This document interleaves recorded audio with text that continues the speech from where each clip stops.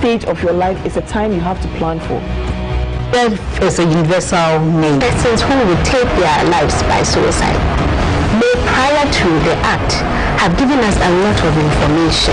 I am sufficiently intelligent to know that. Yes, there's corruption in the Parliament of Ghana.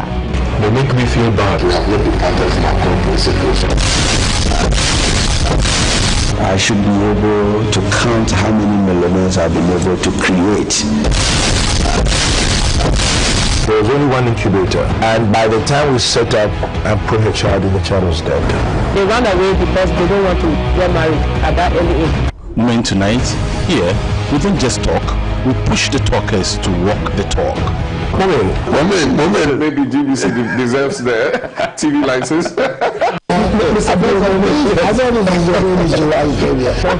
This might be goal. From Mondays to Thursdays on GBC News Channel at 8:15 p.m.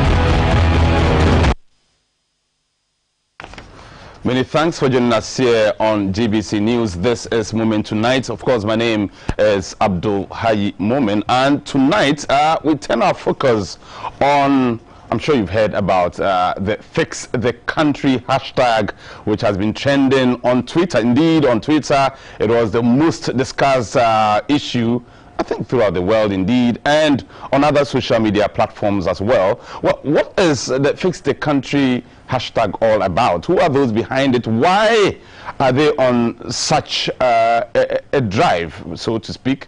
But more importantly, what do they hope to achieve?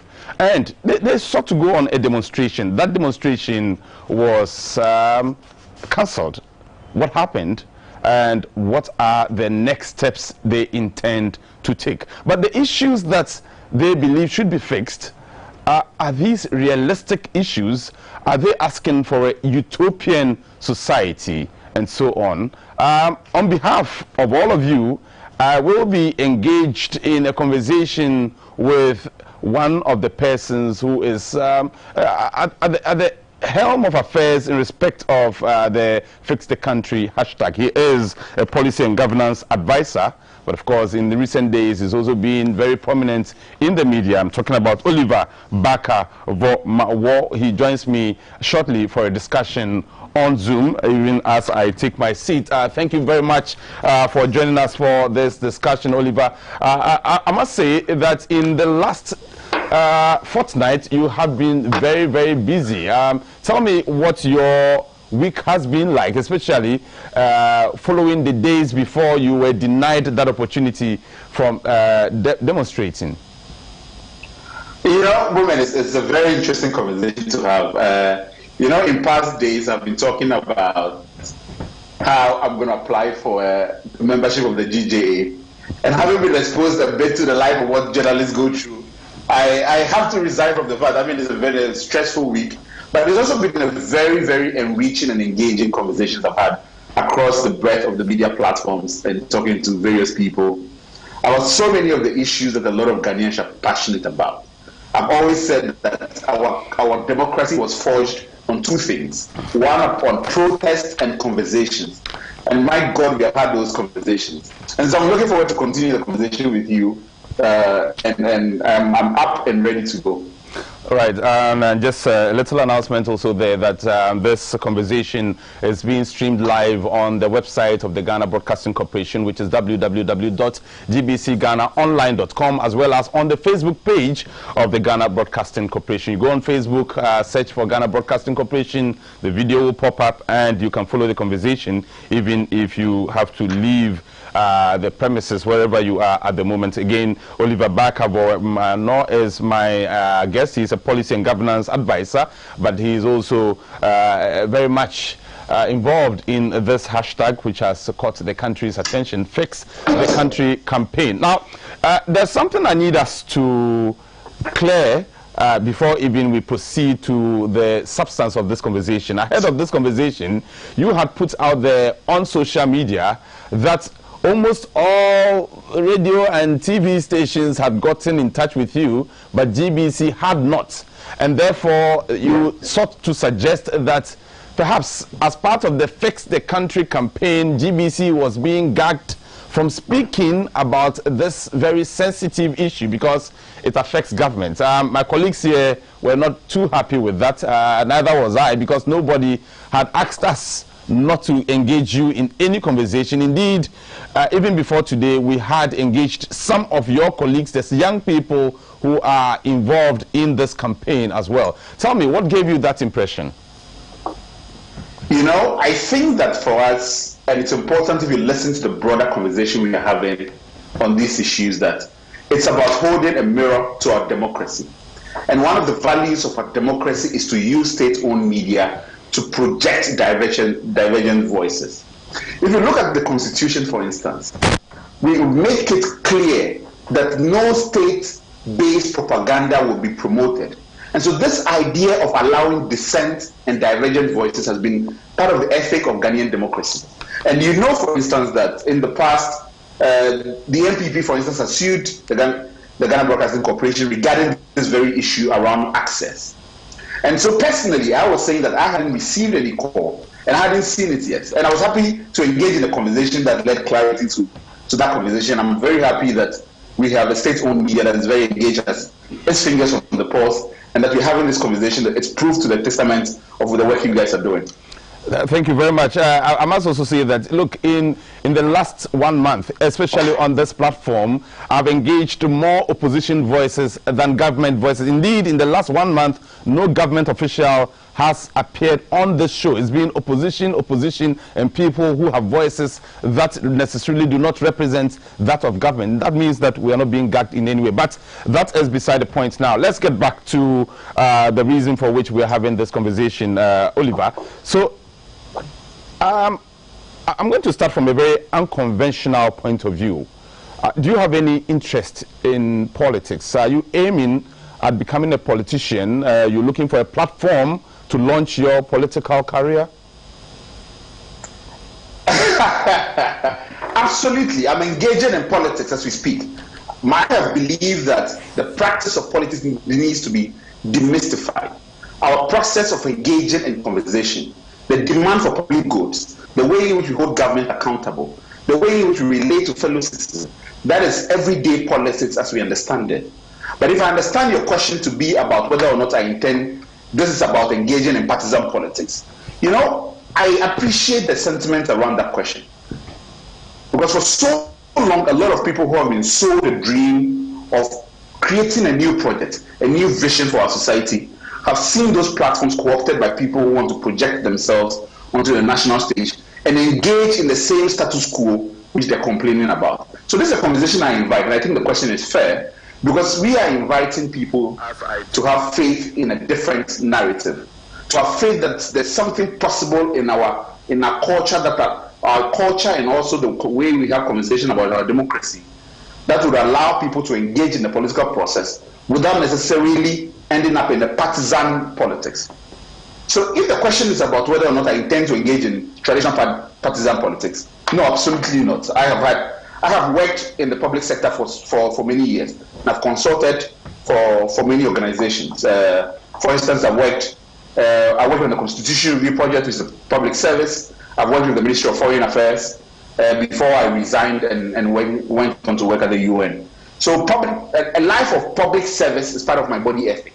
And that practice is, involves engaging in this kind of dialogue on a continuous basis. You see, I've been trying to understand the logic behind the Fix the Country campaign. I've been trying to look at the issues, and it appears those of you particularly behind this hashtag are all over the place. Excuse my language, but what issue in particular do you want to be fixed?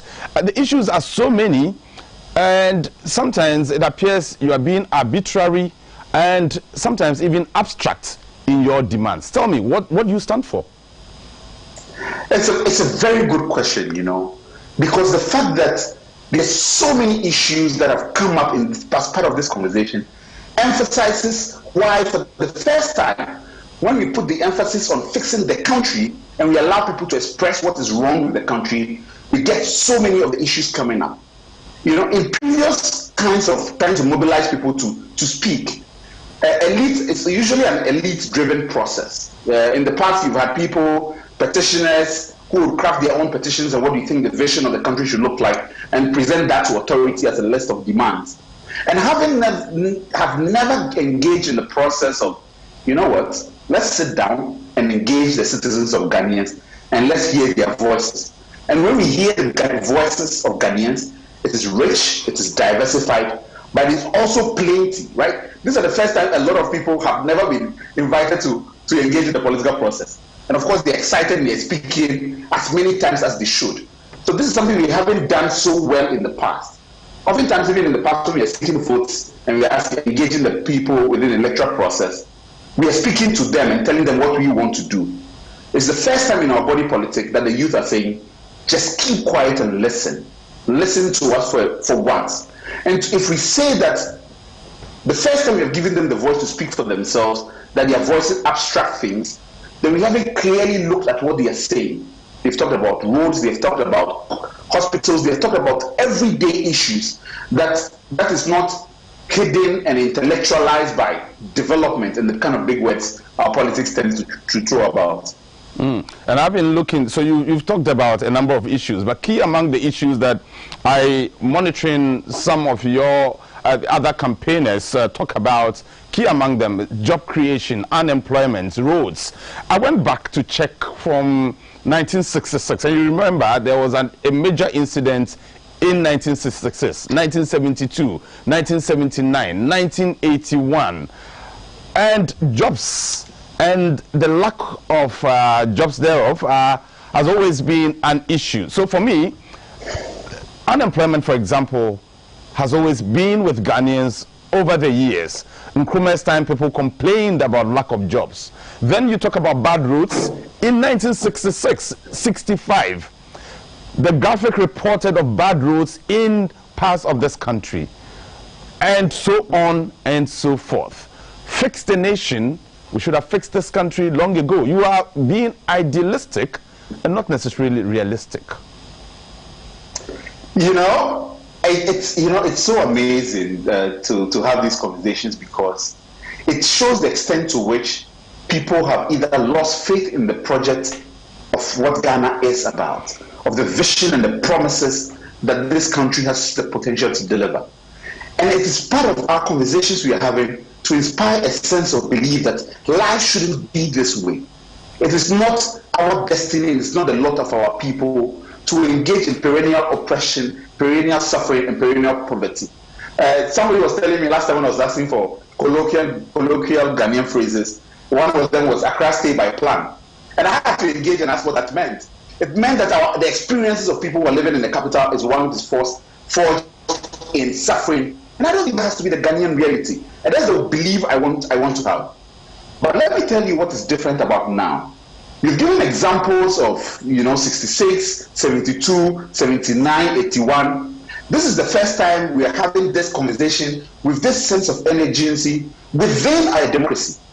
I was saying that when you look at the former president's example, President Chairman Rawlings, when he came up, these were a lot of young people, 28 years, 20 years, less than 13, a lot of them in many instances.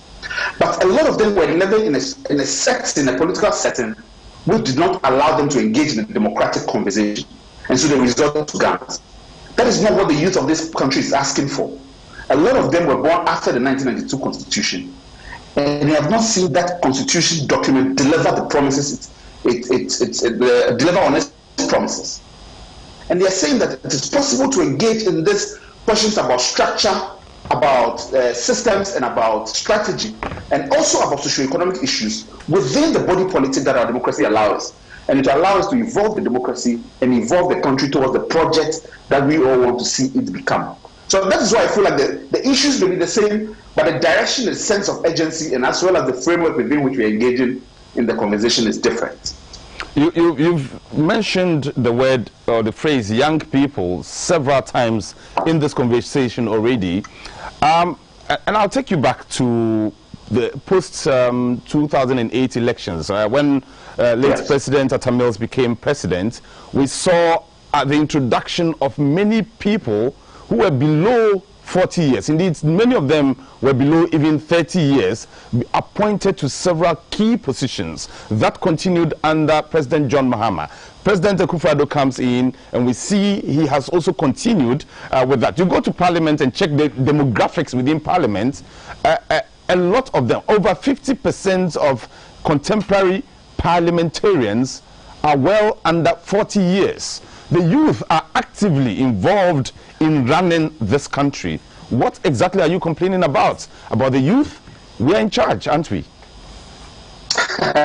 You know, I have said on the previous occasion that this whole conversation is not against government necessarily, but it's against governance and the structures that produce the kind of governance we get. And it is important that even when we invite the youth, or in the past we have invited the youth and some youth into the political process, we've tokenized them. We've tried to make heroes out of one or several individuals and use them as representative of the voices of the youth. And I'm saying that the way the youth speak is not a monolith. It is chaotic, it's diverse, it's rich and vibrant. And that is why we are continuing to stress that it's a leaderless movement. It's a leaderless call to action. And we want to give a sense of belief to so many of the young people who are talking in a way that is different, in a way that doesn't tokenize a number of people and then put them in positions of power and say, voila, you have one or two people there who are tending to the same status quo, and for which reason you need to keep quiet. If that was the case, so many people wouldn't have responded to this call for something different for our democracy. I think that it's a different way we need to engage them and do politics in this country. And that's what so many people are saying. And we need to listen to that. Okay, again, so focusing on the youth, it does appear from the experiences in Egypt, in Libya, in Tunisia, where the youth took action against their leaders, that the youth are not always right. So in Egypt, the Tahrir Square demonstration that led to all the demonstrations, and you know the repercussions thereof, and the rippling effects that even went through Libya and Tunisia and so on. Today, these countries, Egypt, Libya, Tunisia, are worse off than they were when the youth took to the streets. The youth sometimes do get it wrong, even in their aspirations. You know what? We don't even have to go into other countries to wonder if the youth got it wrong at certain points. We continue to have questions in our democracy about the role of the Rawlings era and the ideals they had and what rails they wanted to set this country on, and whether or not that project got off its rails at some point. But I want to be intentional in the way we talk about the examples you cited, so we put it in context. And this is the Arab Spring generally we're referring to. So let's go to Tunisia. Tunisia had been under a dictatorship for so long. Today, Tunisia is one of the most vibrant democracies in North Africa. And I know this, and I'm interested in the region because I lived in Morocco for 6 years, and I schooled in Morocco. So it's a region I'm very familiar with and the dynamics of politics in that region. Now, in Tunisia, we have a vibrant democracy that is thriving. That wouldn't have been possible if so many people have not said no. Enough with a status quo that entrenches injustice, that entrenches economic inequality, that elevates a number of people and keeps them in place over the concerns of a large part of the people. Now let's go to Egypt. So many of the young people continue to talk today that the tragedy of Egypt is not that the young people fail, but that what the young people were saying was co-opted by a military class. So all that they did was they took Hosni Mubarak from the center stage and then replaced them with the same structure. That's why I've been very particular about saying that it is not just about change, it's not about changing leaders, but the structure that produces the kind of governance we get. So let us be, a lot of the people talking and discussing this have a sense of history, have a sense of, and look at how even protest culture in this country has mobilized, and we're thinking carefully about that. Let's go to Libya. Now, Libya was a lot of young people speaking and engaging with their leader. And I have written on the Libyan issue about, as well as the responses of the UN Security Council in that context. And I said that the only reason why the Libya project failed was because Gaddafi had started bombing civilian protesters, which we didn't see in Tunisia. You know, we saw something different, which got the UN Security Council involved. At this point, nobody in Ghana has militarized the conversation. We have refused to be lawless. We've engaged with the police within the framework of the law. When the courts refused us, even the Attorney General was on record to say the order was void. We've refused to go onto the streets with that. We said we trust and place our faith in our constitutional process. And that faith in the constitutional process is important for the sustenance of our democracy and for how we engage in this democratic conversation. Did you have to go on the streets to demonstrate in order to draw the attention of the leaders to the fact that there were issues in the country that needed to be fixed? Did the demonstration have to be staged in order to make that point clear? So that's a good question, and I'll answer it in three parts. The first part is that under the constitution that we have, nobody needs a reason to demonstrate. The constitution allows you to air out your grievances in however form and shape you want, as long as you are respectful of other people's rights. And it can be a private issue that concerns you, and it can be a question that affects the whole nation. You have that right to do so within the framework of our constitutional framework. Now, secondly, I have decided to call this that it is not that we wanted to demonstrate, but we wanted to street level. It was a demand for street level protest. And the distinction is clear, because so many of what was happening online was protest in itself, right? And it's a very important question why we wanted to bring that virtual protest into the street space. Because for me, it is not about a select few. It's not about a few people who have access to internet and to phones who engage in the conversation. It is also about street level legitimacy that will filter the online conversation into our local communities and engage so many people in a democratic conversation that they can also be in a position to listen, to speak, so that their leaders can listen to them for once. So that is what the project was about. It's a democratic project about bringing more and more people into a conversation. And it's a conversation that I was hoping that is useful to the authorities, not only government, but civil society, the opposition, all the very segments of this country that make us what we are, so that we allow everybody to engage and talk. Unfortunately, we are denying the opportunity to engage our fellow citizens in a conversation. And I hope that the Supreme Court gets the chance to correct that injustice.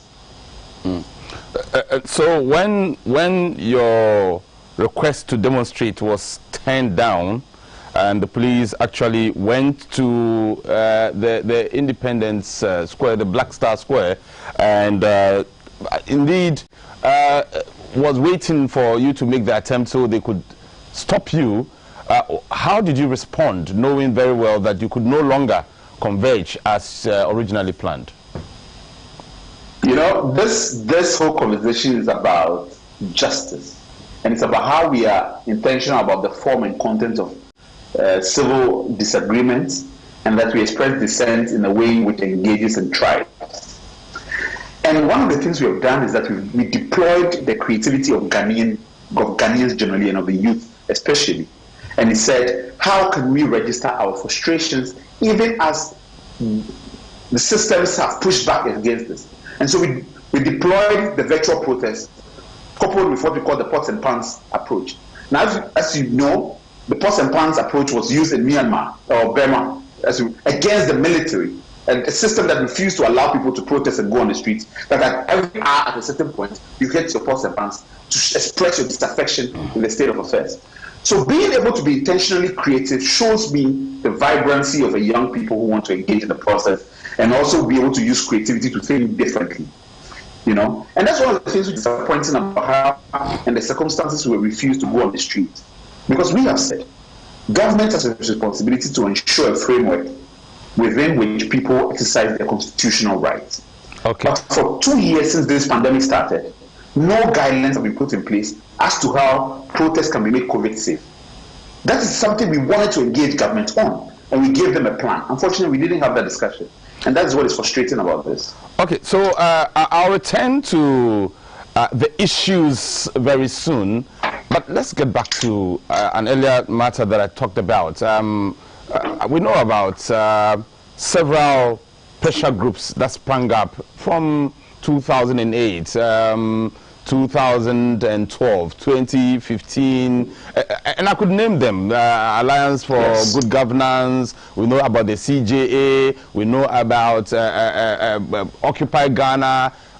After a while, the steam died out. How long is Fix the Country going to be alive? Is it going to be alive only when there is a particular government in power, or it's going to be forever? Tell me. By God, I hope it doesn't follow the path the others did disappointingly. You know, and I understand that. You know, one of the things I've said consistently is that as humans, we often tend to deploy past templates and past examples to explain the future we don't know and are uncertain of. I have no answers for you, Moment.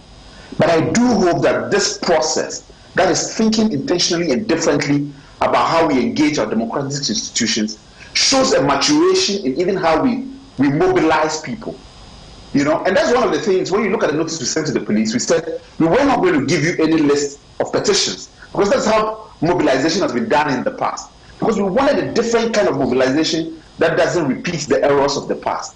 So I'm hoping that as we are committed to this project, our willingness to do different and to show Ghanaians and give them a sense of belief in a different way of engaging state institutions without the risk of corruption is viable. That they regain confidence in their own voices to be stakeholders in how we improve systems in this country. So that's a responsibility that we all have to think about. You know, how do we make this sustain itself? And I'm hoping to engage more and more people in that conversation in building structure and sustenance of mobilization in the country. And soon we will invite some of our viewers to call in and also share their perspectives with us. The number will be shown on your screens shortly, and then we can pick your calls as well, so we can hear your own views on the Fix the Country campaign. So do call us when the number pops up on your screen. It's 0260-969-160. Do call us when the number pops up on your screen shortly. But again, Oliver, so who is funding your activities as a group? Those of you campaigning for Fix the Nation, who is funding you, and how have you expended those funds? We understand that some of you have spent monies that were supposed to have been used for demonstration. Well, if you follow the rumor mill and in this country, you would lose faith in even putting yourself up and engaging in this process. We've had all kinds of accusations on this front. But let me be clear on this. So far, a lot of what we're doing have come from our own pockets. So far, all the expenses we have made, in terms of the court process, in terms of mobilizing people and moving about, it has been. But we have recognized that a part of sustaining this is that the charge and the burden of what it costs must be diffused for it to be able to sustain itself. And so one of the ways in which we have looked at other protest movements that have been able to sustain themselves is that they have allowed other people to participate in that process of funding the movement. Rather than going to elite and big institutions where there's an inherent risk of capture, that your platforms will be captured by people with specific agendas and interests, we do not want to do that. So we've opened up what we call the GoFundMe, which is crowdsourcing for support from the general public. So many people are contributing 5 cedis. I've called it the $1 Ghana $1 project. And I say $1 Ghana $1 because it is about the domestic Ghanaian audience. It's also about the Ghanaians in the diaspora. That we all understand that we have a stake in making this work. So 1 Ghana cedis is enough to be able to help this sustain itself. And that's what we are asking, that Ghanaians must help fund this. Now, in terms of how we spend the money, I want to be careful here. You know, when this began, and one of the reasons why we delayed even in fundraising was because I wanted to get the basics right. Because it is not useful to want to show people a template of something done right and then end up in the same mistakes or the same issues that they're complaining about. So putting in place a structure that ensures that any money which is spent would be used for good is important. So far, we've only asked Ghanaians Ghanaians home and abroad to contribute 2,000 Canadian dollars, which is about 1,500 USD. And we have raised $500, and it's all online now. We've created a website where we would link that online platform where the fundraising is happening and our own website so everybody can see. We've raised 500, I think, yesterday somebody donated 250, so I think it's raised it to about 750. We haven't withdrawn a cent from that money yet, because it is important to us that systems are in place before you even think of spending the monies we have raised. But let me tell you, we've done even more than that. A lot of people who had in the beginning contributed did so under the expectation that we'll go on the streets and protest. And so it was to help procure hand sanitizers, masks, water, to help people come on the street to be COVID safe and also to socially distant. But since that did not happen, you would see on our update that we are giving people the choice to be refunded their money. And that if you understand that this is a long-term project, you can decide to keep the money and the faith in this project. But if you want to withdraw it, the money will be refunded to you. That is how we think things should be mobilized. And this is when we have brought the young people into thinking about structure, systems, and strategy. And you see, tell me this is not an example of the kind of Ghana we want to see that invites us into the process. Okay, you're talking about the kind of Ghana. Let me add. Feel free, please go ahead. Yeah, I wanted to end on an interesting point. You know, the finance minister spoke on Sunday and gave a speech, and there was something that I picked up on. He said the reason why we have ended up 17 times under the IMF programs is because we have been disingenuous about facts and figures and how we tell the truth about the state of finances and what we are borrowing and what we are not borrowing. Government, the voice of the people, and it was an important concession because I like that it gives us a basis to engage, that we have been disingenuous. And that practice of disingenuity is some of the things people are complaining about, and we cannot repeat that. You know, if this is a battle for the soul of the nation, by God, we must do differently. Okay, so there are those who believe that you are asking for a utopian society to be built in Ghana. So, and for example, I've been reading around to find out what's happening in other countries. And indeed, you and I have had the privilege of traveling around the world, being in other countries, knowing what pertains in other countries. Even in the UK, the tabloids report, and I'm giving you one headline: rubbish economy, fix it. That was a headline in one of the UK tabloids this week. Then in the US, unpaid unemployment benefits. That is an issue in the US that they have had to deal with. I'll just end with the UK and the US because they represent for us the developed world. Yeah. If the US and the UK are talking about rubbish economy, they are talking about unpaid unemployment benefits and so on and so forth. Indeed, a lot of other countries are reeling under the pressure that has been brought upon their economies by COVID-19. We are not alone in this. There is a bigger problem, it appears, which has to do with the global economy that needs to be fixed, and not necessarily because we in Ghana have a peculiar problem, do we? You know, I think that we need to be very clear that there's no, that if people believe this to be a Ghana that we won't continue to demand more from, and that we won't continue to ask more of Ghana, then we haven't really understood what this conversation is about. I think that people should just look at my name and Oliver, and that we will continue to ask for more from our state and the way it improves our lives. But let me give you an example. I was in Switzerland, and I was standing waiting for the train, and they were in the midst of local council legislative elections. And one of the candidates had a poster there, and the whole campaign platform was that they had calculated that their trains were sometimes late by 1 minute, and they had calculated the cost of that to the economy by 1 minute, and that was the platform on the basis of which somebody was campaigning to be elected. It wasn't about people being corrupt. It wasn't about environmental issues, and that struck me. I want to see a country where we demand so much of ourselves that 1 minute waiting for the train is something that animates us to ask more of our country. I hope that we can get there. Others have, and they have deployed their ingenuity to get there. They are no better than us, and we can do that as well. But we must engage all of Ghanaians to get there. But you see, the issue also has to do with, and I'm sure you got a response earlier this week, which had to do with the other hashtag, Fix Yourself. You just gave us the example of another country, Switzerland, where the issue had to do with time and the fact that people thought delaying for 1 minute in getting a train was problematic.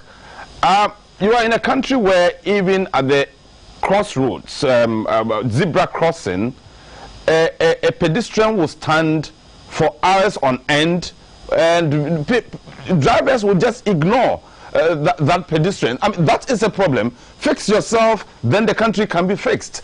You are looking at issues from top to bottom. Others say it can also be from bottom to top. Now, I have two reactions to that. Yes. Now, the people who say it has to be fix yourself and the country will be fixed, where have they been and why haven't they engaged in that conversation of fix yourself till now? Because the context in which certain things come up also matters, you know. And I think that the project of moving Ghana to the society we want to go to is a project that entails both institutions and also cultural and social practices. And I understand that. And one of the things I've said to a lot of young people is that you guys have been sleeping. So many of us have been sleeping. And the process of fixing yourself is holding your government to account. So this is a project of improving ourselves and becoming a better selves for a country that works. So we already engaged in the process of fixing ourselves. But I want also to state that we need to ask the people who are saying this now and at this time, why is it being offered as if it was a mutually exclusive project? And that it is being offered as a counter-narrative, rather than a framework within which it all works and binds together. And that is where we need to be critical as to people who have presided over the status quo and have not found any problems with it, and do not even understand why we are saying that the country needs to be fixed. You've heard responses from so many, from the leader of government business, the parliament, or the majority leader. You've heard from the Minister of Justice and Attorney General, who have said, we don't even know why you're complaining. Where does this come from? So there are people who actually genuinely believe in the justice of the status quo. And I don't dispute, they have the right to that opinion. But I look at so many of the vibrant voices speaking and they think otherwise, you know. So this process of fixing ourselves, and those who are saying that fix yourself, let us ensure that they don't shift the conversation and deflect responsibility and the need to engage in substance that drives our democracy.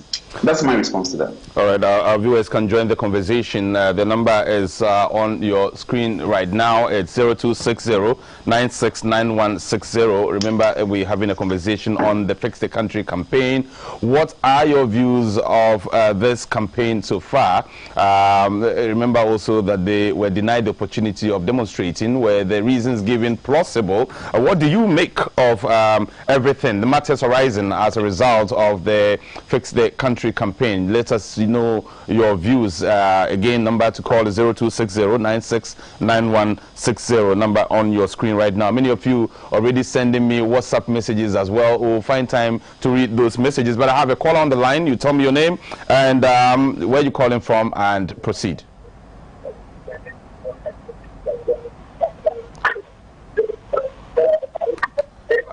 So I can hear you in the background, but your voice appears to be very low. Can you increase? Hello? Yes, I can hear you now. Please go ahead.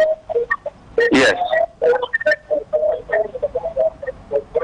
I can hear you. Go ahead. Just reduce the volume on your TV set and speak to us.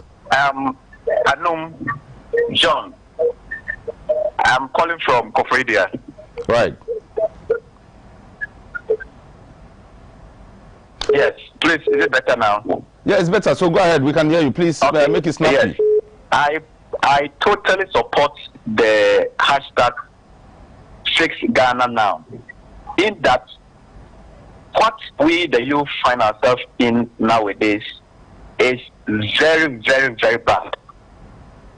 Can you imagine, for instance, as a teacher, you are given responsibility to perform, and for a long period of time, so many years ago, no allowance to that effect has been paid, and we are still suffering.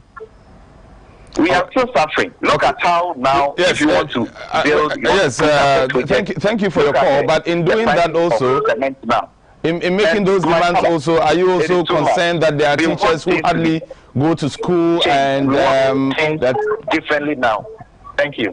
Thank you very much. I was just asking a question, but he did not allow me to make my point there. So, Oliver, somebody says he's a teacher, and the issue that bothers him is the fact that allowances haven't been paid them. I mean, if you talk about allowances and salaries, everywhere you go, even including private entities, people complain of salaries. Nobody has ever been satisfied with how much they are paid.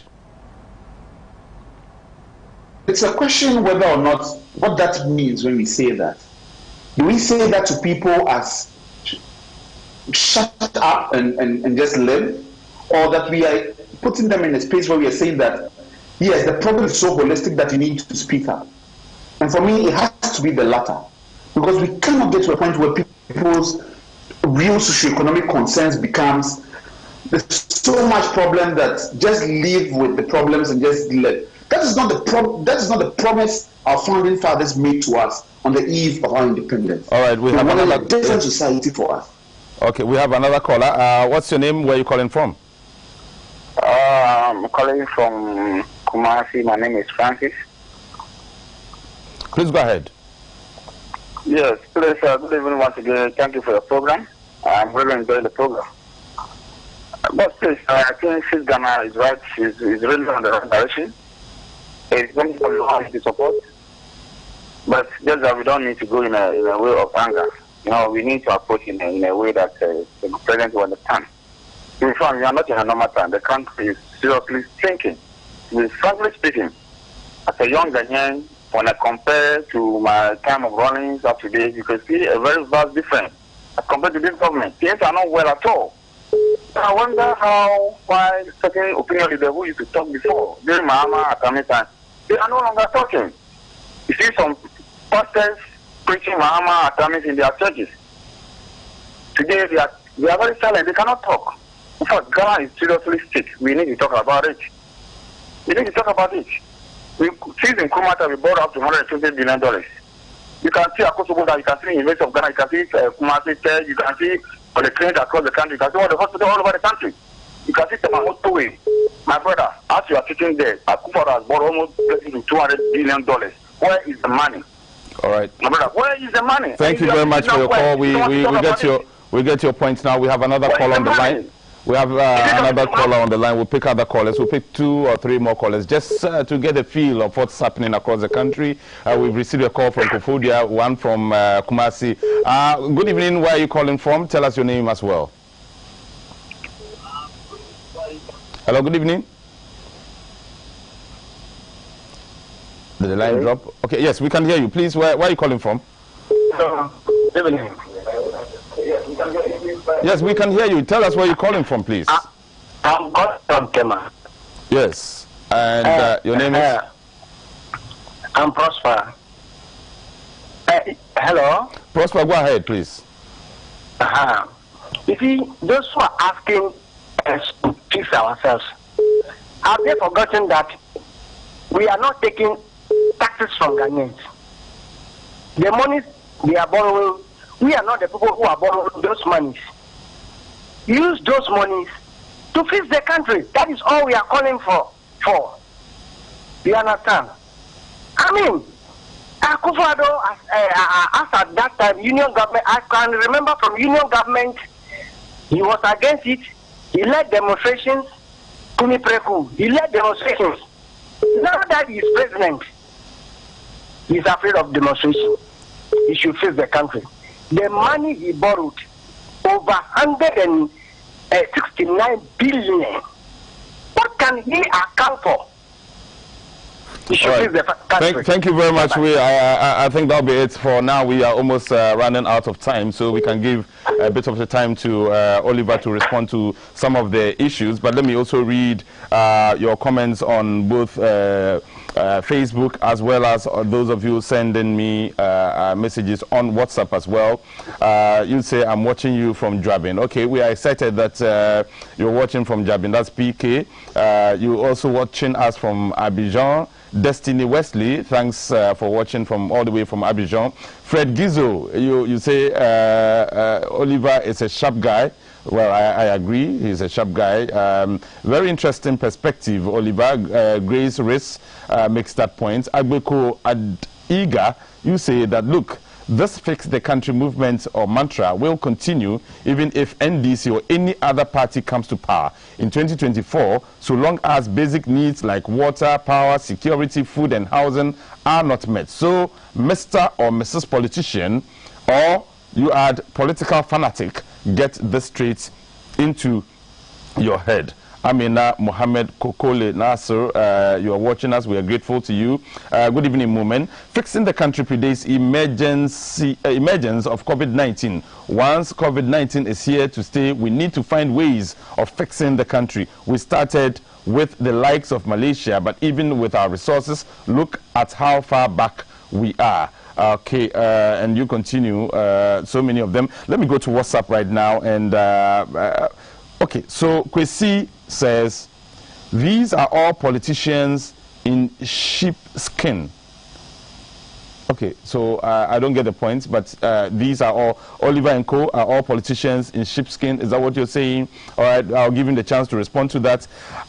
You say you are Amadou Sule. Amadou Sule, you say, I am for the Fix the Country campaign, only if they do not end up being as corrupt or even more corrupt than the persons that they are asking to account to them as they run the country. Thank you very much, Amadou Sule. Irene Yabua says, Moment, I will not be surprised. You wait and see. In 2020, you will see Oliver and many of the other so-called Fix the Country campaigners wearing NDC shirts and campaigning. And should the NDC win, you will find these persons being appointed to very juicy positions. And your messages are so many. Unfortunately, we'll need time for Oliver to respond to some of these issues. Oliver, I'm sure you've been noting down the issues and the concerns. Particularly the last one I just read says, some of you might just end up joining, and we started on that note, but it has come up again. You'll be wearing NDC colors come 2024 because they see this as an indirect political campaign. You know, a couple of days ago, I was one of the sister stations, and I was asked to comment on the appointment of Mr. Kissie Jaben for the role of special prosecutor. And one of the questions that came up was, is he NPP? And do I know him to be NPP? And I said that it is important that we elevate the conversation beyond party affiliations. Those politicians have used NPP, NDC divide to divide us and to break a united front as to the same socio-economic issues that I hear from people who support the NPP and I hear from people who support the NDC. We are trying to create a platform where people can have belief in a new project, which is the Project Ghana, where people are being invited to drop their party cards and be part of this process.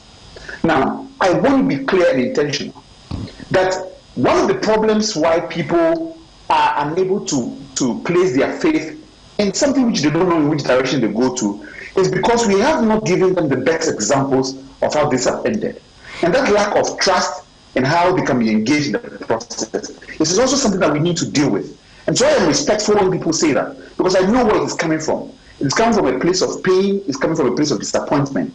And I believe that we can hold ourselves to higher account, so that people can believe that it is possible to speak and be independent-minded in this country without using them and using their grievances to launch themselves. And it's a challenge I hold to myself, and it's my oath and my bond to myself, that people want something they want to believe in. And it's important that we have that project in Ghana. So that's what I can say on that matter.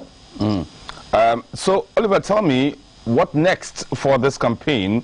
It does appear from those of us who observed from neutral positions, it does appear that the main objective was to go on the street, get your message out there. That obviously hasn't happened. What next? Does the campaign end from here? So, you know, the reason of why we wanted to go on the streets needs to be re-emphasized.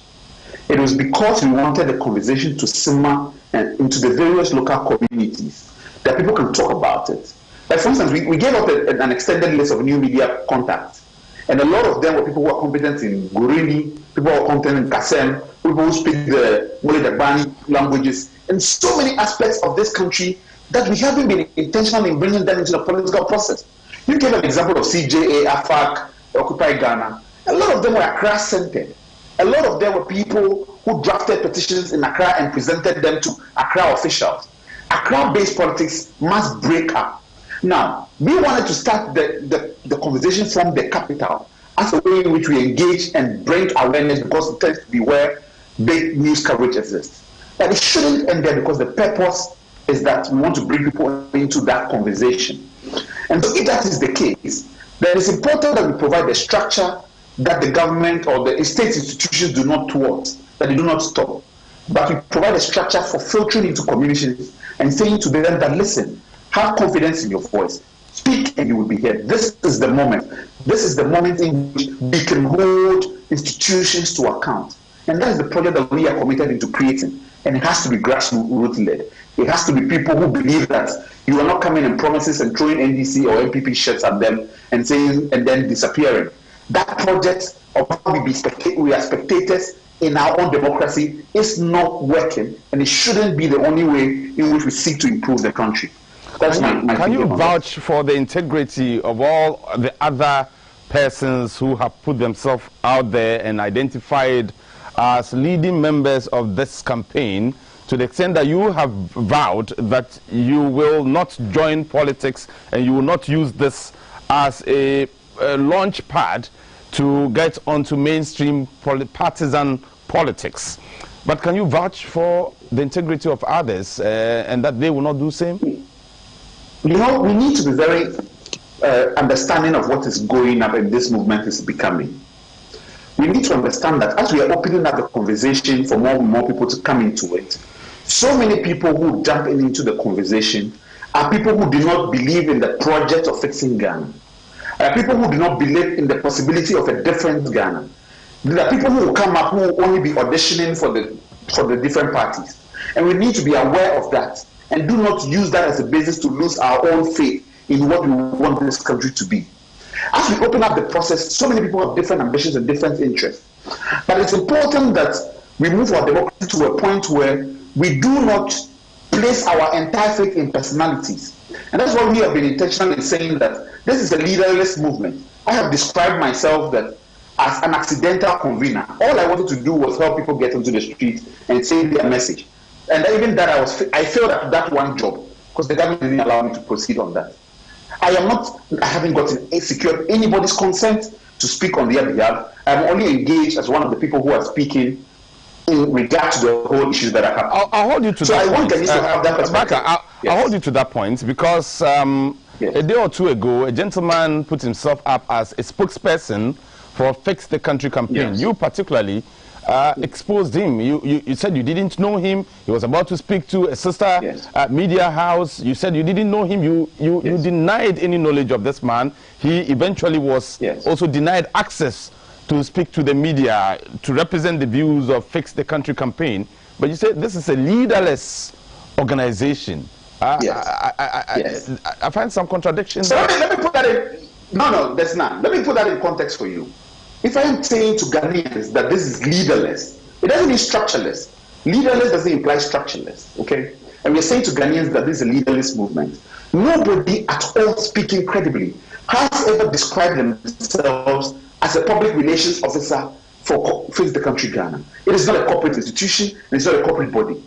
Even the self-presentation and positioning in that sense gives a cause to worry. And that's why I want Ghanaians to be vigilant and know that there are other people who would project themselves into this conversation for the same reasons of trying to audition for political parties and have no real interest in shifting culture, and it's important that we be vigilant. So it was an exercise of vigilance. In the same way I've seen some people parade certain lists, calling them 10 commandments of Fix the Country movement. No, nobody has said that. There are over 1.8 million tweets of Ghanaians saying different things. We cannot condense that into the 10 commandments. We are bastardizing or denying the Ghanaians of the vibrancy of their voices. We shouldn't let that happen. And that's what that was about. Do you intend to send any petition, perhaps meet the president or any of his ministers to have a discussion on the issues that you have been raising on social media and other platforms so far? Very finally. You know, so far, a lot of us have been having conversations with so many different people in the country who are mobilizing. You'd see that today I put a call for young female speakers. A couple of days ago, I put up a call for people who speak different local languages. Different people have reached out and said, these are the issues we've been campaigning and talking about. Nobody's listening. How do we bring our voices together? And for us, it is important that our ability to mobilize people simmers into the communities. We are not done speaking to people and getting voices of Ghanaians. Let us not rush to engage government institutions. Mistakes have been made in the past by that same approach.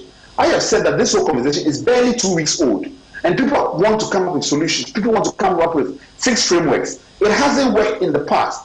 We tend to be a republic of quick fixes. We shouldn't take that approach. Let us make sure that everybody engages in the conversation and we provide a framework for people to speak before we find a solution that is workable, that is democratically negotiated. That is what I am committed to. So it's not about rushing to engage government institutions. I want to speak to fellow Ghanaians and bring them into a political conversation. Oliver, let's do this again. Unfortunately, we ran out of time. It's been an amazing conversation with you. But before we go, what would be your final message? Now, my final message, there are two messages. I have to be a greedy Ghanaian. The first one is something I missed an opportunity to say. You had indicated to me that yourself and a couple of your colleagues were not happy about the statement that put out. Yes. And I failed to use that opportunity to apologize. And I want to be able to extend that and recognize that in as much we put ourselves out and speak to Ghanaians, there are moments where we make mistakes. And as such, we need to recognize that and extend an olive branch and say, we made an error in this case. And that is what I'm doing. I'm hoping that you have the magnanimity. Oh yes, we will. And we do hope that you also signal to the rest of Ghana that indeed if GBC supported like the other public broadcasters across the world, the BBCs, the Canadian broadcasters, the SABCs, that GBC will make Ghana proud. We absolutely. Thank you very much, Oliver. We are grateful for your time today. Oliver Barker Mawo is a policy and governance advisor, and we've been speaking to him on the issue about the Fix the Country campaign, and that because he is one of the persons who was involved in organizing persons to come out, express themselves, and their desires of what they wanted to be fixed on the streets. Obviously that didn't happen, but we got him here to have that conversation with us. Oliver Barker Mawo, we are very grateful to you, and we hope that we can have such conversations moving forward. Anytime we call you, that next time you'll be with us here in the studio. Okay, I think he's gone. Much. Have a very good evening. When the voices that matter speak, they speak to GBC. They speak on Moment Tonight. By some of your appointments, you appear to be creating a parallel civil service. 2020 is not too far away from today. Have we seen a comeback? Would you say that HIPIC truly served any purpose? The debt over